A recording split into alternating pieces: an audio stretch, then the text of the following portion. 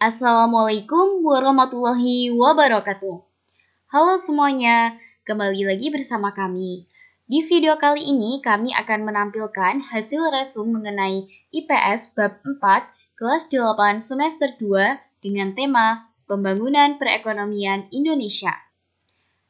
Dipresentasikan oleh Fitria Ayatul Husna absen 11, Kirani Karisa Putri absen 17, Lilin Aulia Cahya Aini absen 18, dan Nindi Dwi Lestari absen 22 dari kelas 8 KK1 MTS Negeri 1 Trenggalek.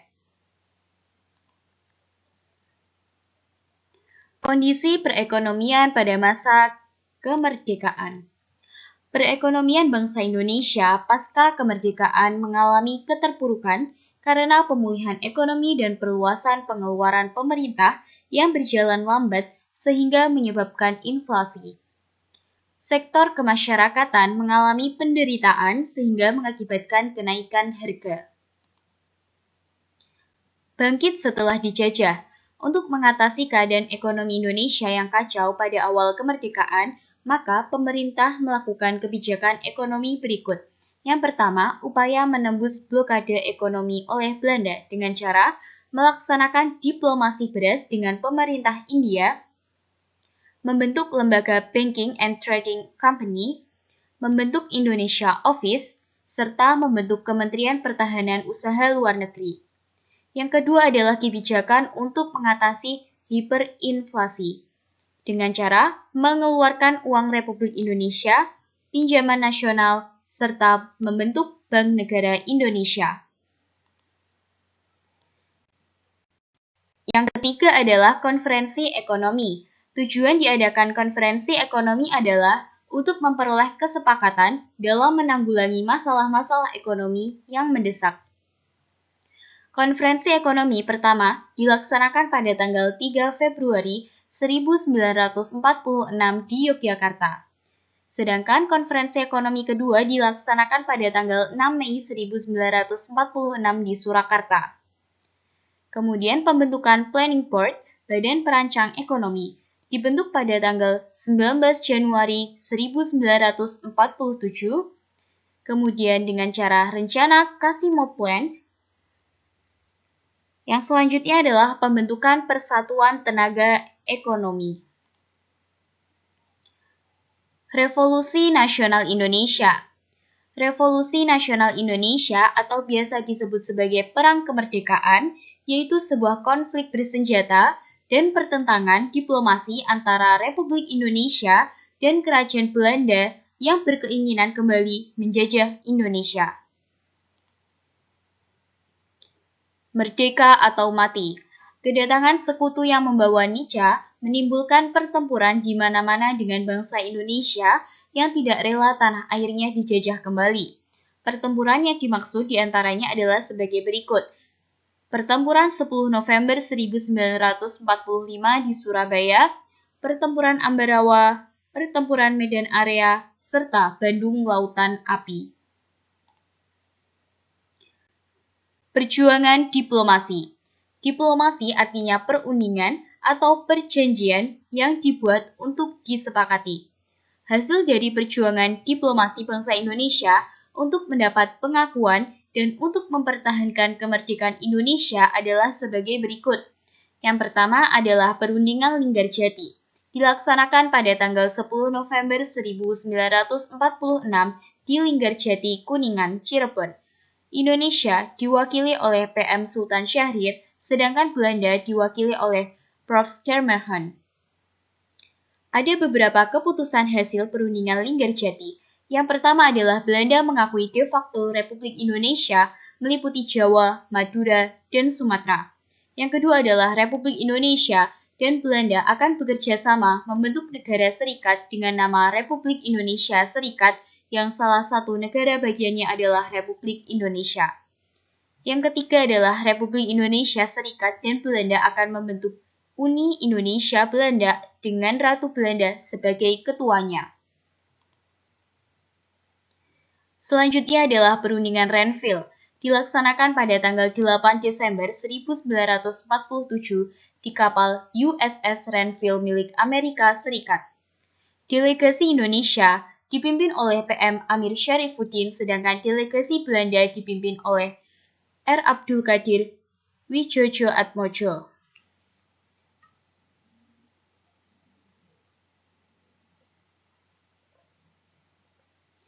Ada beberapa inti dari hasil perundingan Renville. Yang pertama adalah Belanda tetap berdaulat sampai terbentuknya RIS. Yang kedua adalah Republik Indonesia memiliki kedudukan sejajar dengan Belanda. Yang ketiga adalah Republik Indonesia menjadi bagian dari RIS dan akan diadakan pemilu untuk membentuk konstituante RIS. Dan yang terakhir adalah tentara Indonesia di daerah Belanda harus dipindahkan ke wilayah Republik Indonesia. Yang selanjutnya adalah perundingan Romroyen, memperoleh kesepakatan yang ditandatangani pada 7 Mei 1945. Inti hasil perundingan Romroyen adalah Republik Indonesia dan Belanda menghentikan tembak-tembakan dan bekerja sama menciptakan keamanan. Yang kedua adalah pemerintah Belanda segera mengembalikan pemerintahan Indonesia ke Yogyakarta. Yang ketiga adalah akan dilaksanakan konferensi meja bundar.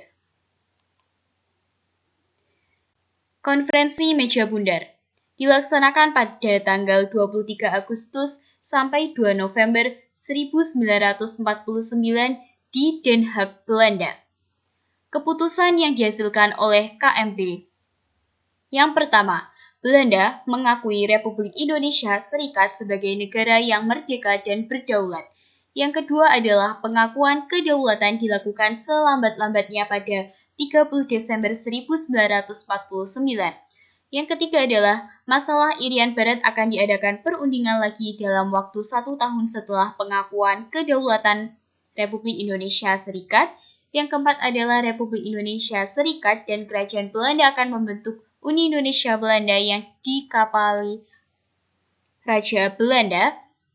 Yang kelima adalah Republik Indonesia Serikat mengembalikan hak milik Belanda, memberikan konsensi dan izin baru perusahaan.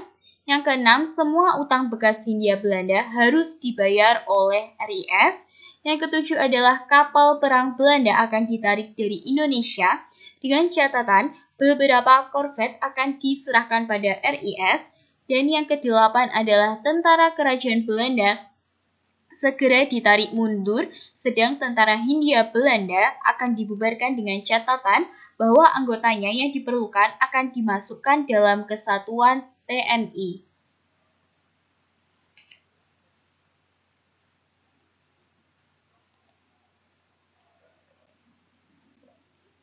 Perkembangan ekonomi pada masa demokrasi parlementer.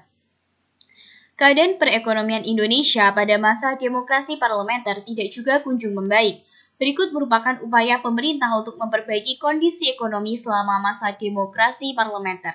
Yang pertama, Gunting Syarifuddin merupakan bentuk kebijakan ekonomi yang dilakukan untuk mengurangi nilai inflasi dan defisit anggaran.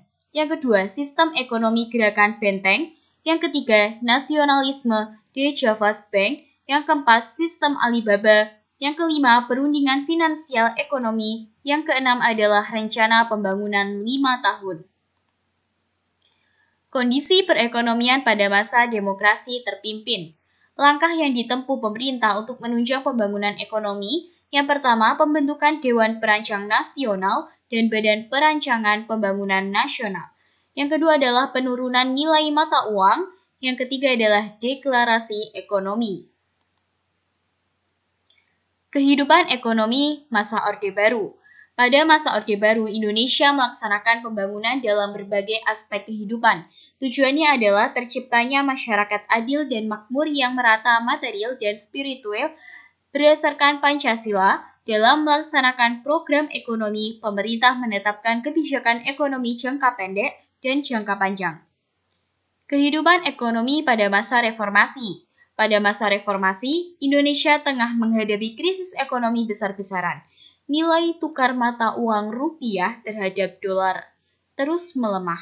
Akibatnya, harga kebutuhan pokok terus naik dan masyarakat kehilangan daya beli. Perdagangan internasional. Proses kegiatan ekspor dan impor. Ekspor merupakan kegiatan menjual barang dan jasa dari dalam negeri ke luar negeri. Sedangkan impor adalah kegiatan membeli barang dari luar negeri untuk dijual lagi di dalam negeri. Cara transaksi perdagangan nasional. Yang pertama adalah kompensasi pribadi, yang kedua pembayaran tunai, yang ketiga pembayaran kemudian, yang keempat surat kredit, yang kelima wesel inkaso, dan yang keenam adalah konsinyasi.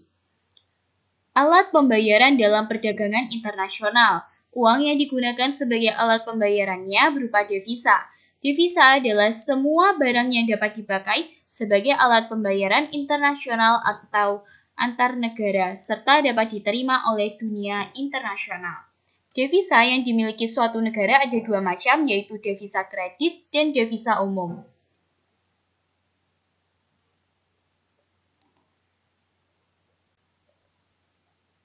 Valuta asing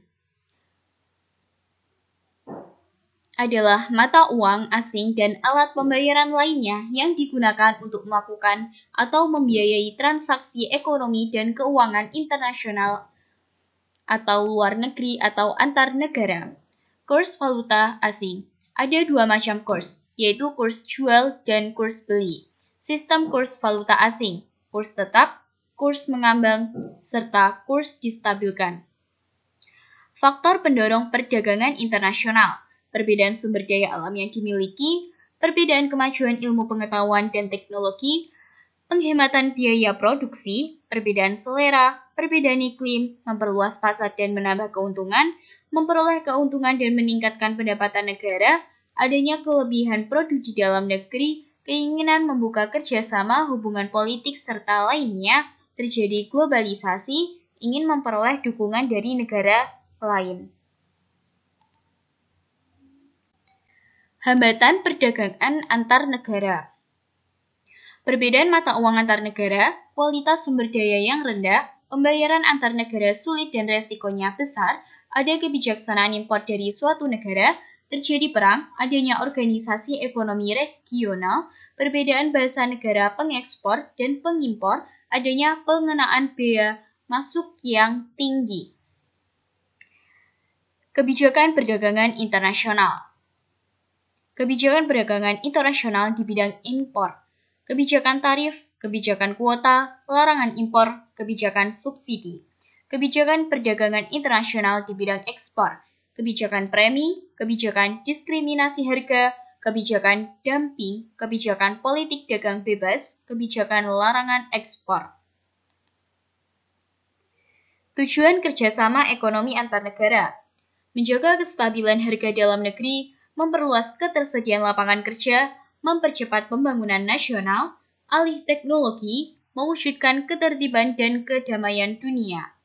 Peran Indonesia dalam kerjasama ekonomi antar negara. 1. Pelopor dan pendiri organisasi ekonomi. 2. Aktif di berbagai organisasi ekonomi. 3. Indonesia sebagai pelaku kerjasama di bidang ekonomi.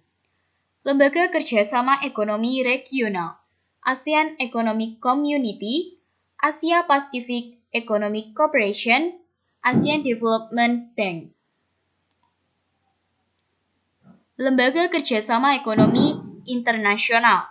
Contoh organisasi ekonomi yang berada di bawah naungan PBB, International Monetary Fund, World Bank, World Trade Organization, Food and Agriculture Organization, International Labour Organization, United Nations Development Program. Contoh organisasi atau lembaga kerjasama ekonomi internasional di luar naungan PBB. Organization Petroleum Exporting Countries, Organization for Economic Cooperation and Development, Intergovernmental Group on Indonesia, dan Consultative Group on Indonesia. Manfaat kerjasama ekonomi internasional. 1. Meningkatkan pendapatan negara. 2. Menjaga kestabilan harga dalam negeri. 3. Memperluas ketersediaan lapangan kerja. 4. Mempercepat pembangunan nasional serta alih teknologi. Dampak negatif kerjasama ekonomi internasional. Yang pertama adalah ketergantungan terhadap negara lain menjadi tinggi. Yang kedua adalah utang luar negeri meningkat.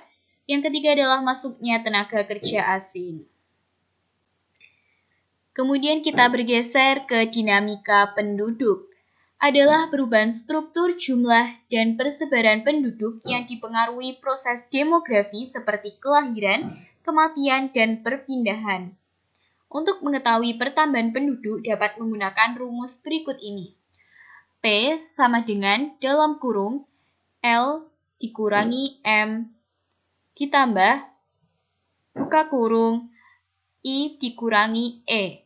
Dengan keterangan P sebagai pertambahan penduduk, L sebagai jumlah kelahiran, M sebagai jumlah kematian, I sebagai jumlah imigrasi, dan E adalah jumlah emigrasi.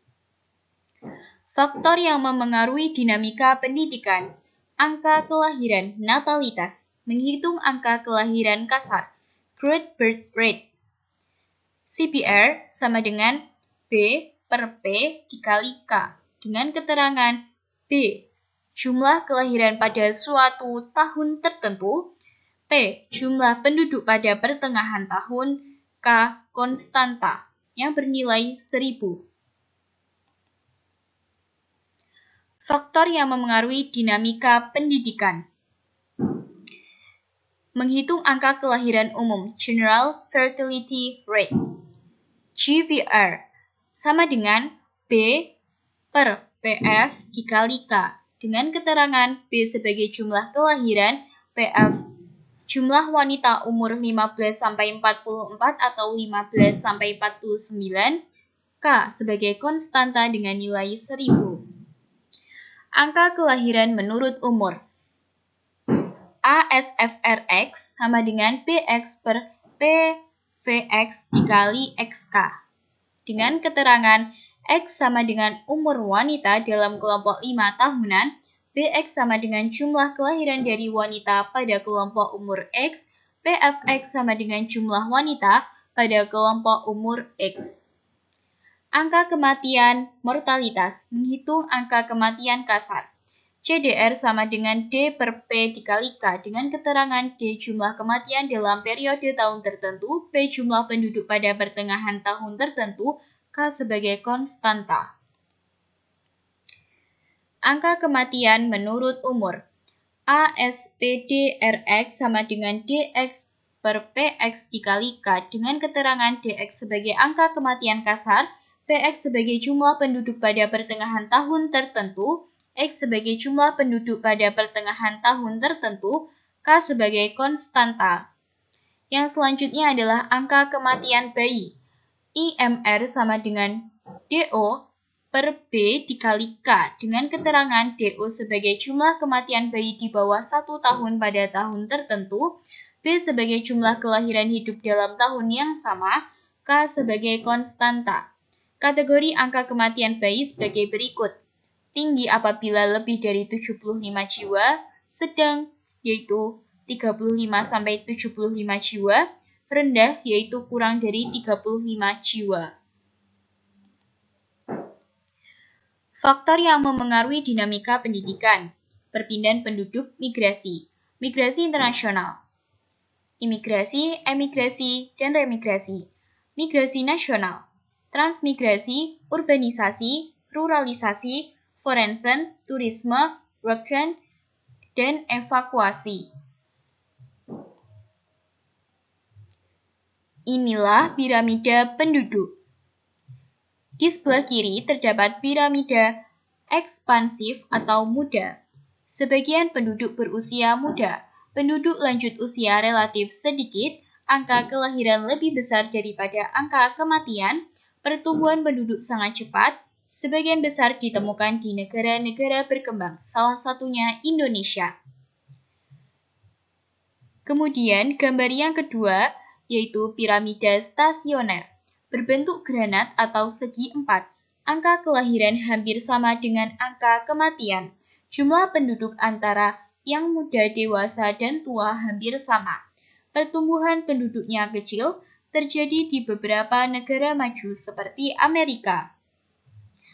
Kemudian yang terakhir adalah piramida konstruktif, berbentuk seperti batu nisan atau guci terbalik atau sarang tawon. Jumlah kelompok umur muda sedikit, meningkatnya angka harapan hidup, jumlah penduduk usia kerja relatif lebih besar daripada jumlah anak-anak dan orang tua. Dampak dinamika penduduk bagi suatu negara. Dampak positif meningkatkan inovasi masyarakat, meningkatkan investasi, berkembangnya usaha masyarakat, serta ketersediaan sumber daya manusia. Di samping itu, terdapat dampak negatif. Di antaranya, jumlah pengangguran meningkat, tingkat kesejahteraan hidup rendah, meningkatnya limbah dan polusi, bermunculan pemukiman tidak layak huni, serta masyarakat non-produktif menjadi beban. Cara mengatasi permasalahan dinamika penduduk, menggalakkan program transmigrasi, meningkatkan kualitas pendidikan dan keterampilan, program keluarga berencana, pemerataan pembangunan, serta pelayanan sektor kesehatan. Sekian, terima kasih. Itulah resum materi IPS bab 4 kelas 8 semester 2 dari kami. Apabila ada salah kata, kami mohon maaf dan jangan lupa tinggalkan kesan, pesan maupun tanggapan kalian mengenai hasil resum dari kelompok kami. Terima kasih. Wassalamualaikum warahmatullahi wabarakatuh.